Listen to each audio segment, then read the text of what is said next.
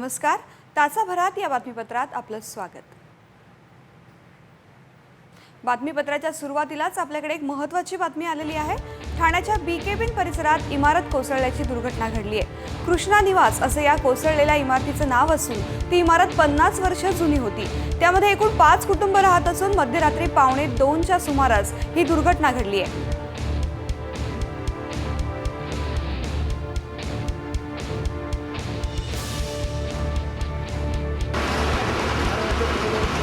या दुर्घटनेत 8 जण ठार झालेत तर 7 जण जखमी आहेत.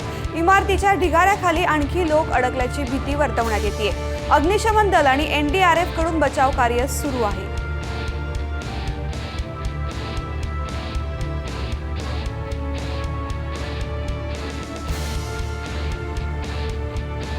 महापालिकेने या इमारतीतल्या रहिवाशांना इमारत धोकादायक असल्याची नोटीसही यापूर्वीच पाठवली होती.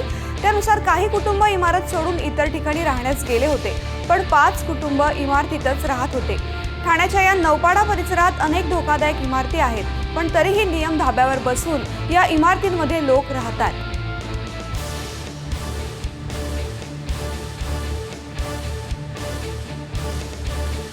इमारत कोसळल्यावर जिल्ह्याचे पालकमंत्री एकनाथ शिंदे यांनी घटनास्थळाला भेट दिली. गेल्याच आठवड्यात ठाकुर्ली परिसरात इमारत कोसळली होती आणि त्यानंतर आता ठाण्यातल्या कृष्णा निवास इमारत दुर्घटनेमुळे धोकादायक इमारतींचा प्रश्न पुन्हा एकदा समोर आलाय.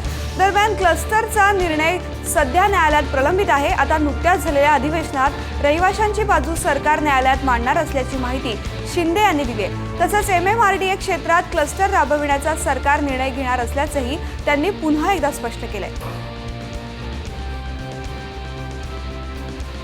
याबाबत अधिक माहिती घेऊयात आमचे ठाण्याचे प्रतिनिधी विकास काटे यांच्याकडून. विकास, सध्या काय परिस्थिती आहे? बचाव कार्य तिथे कोणत्या पद्धतीने सुरू आहे?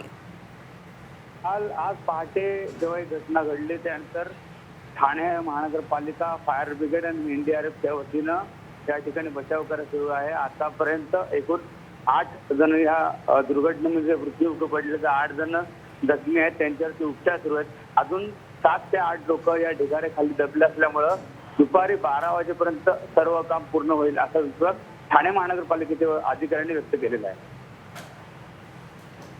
विकास, काही दिवसांपूर्वी ठाकुर्लीत इमारत कोसळली होती आणि लगेचच आज कृष्णा निवासची ही दुर्घटना. गेल्या 10 दिवसात इमारत कोसळल्याची ही दुसरी घटना आहे. त्यामुळे पुन्हा एकदा धोकादायक इमारतींचा प्रश्न ऐरणीवर आलाय. ठाणे शहरामध्ये देखील अशाच प्रकारच्या धोकादायक इमारती आहेत. यापूर्वी देखील ठाणे महानगरपालिकेच्या सर्वसाधारण सभेमध्ये धोकादायक इमारतींच्या विषयी सरकारने भूमिका घ्यावी किंवा क्लस्टर योजना राबवावी अशा प्रकारचा ठराव करण्यात आला होता.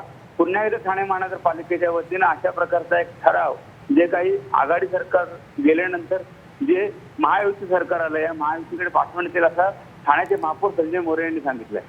विकास, सध्या तिथे 5 कुटुंब राहत होती असं सांगण्यात येते. त्यामुळे आता ढिगाऱ्याखाली किती लोक अडकले असण्याची शक्यता आहे?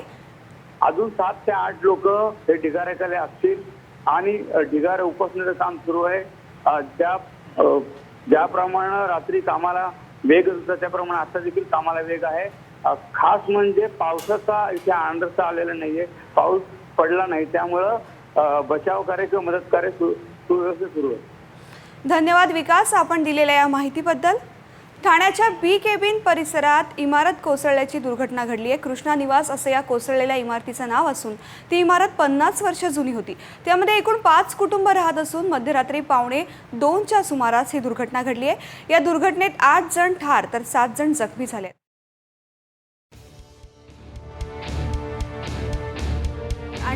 आणि NDRFची टीम तिथे दाखल झाली आहे. त्यांच्याकडून बचाव कार्य सुरू आहे.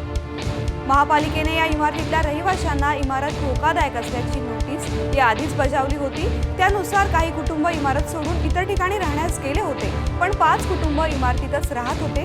ठाण्याच्या या नौपाडा परिसरात अनेक धोकादायक इमारती आहेत, पण तरीही नियम धाब्यावर बसून या इमारतींमध्ये अनेक लोक राहतात.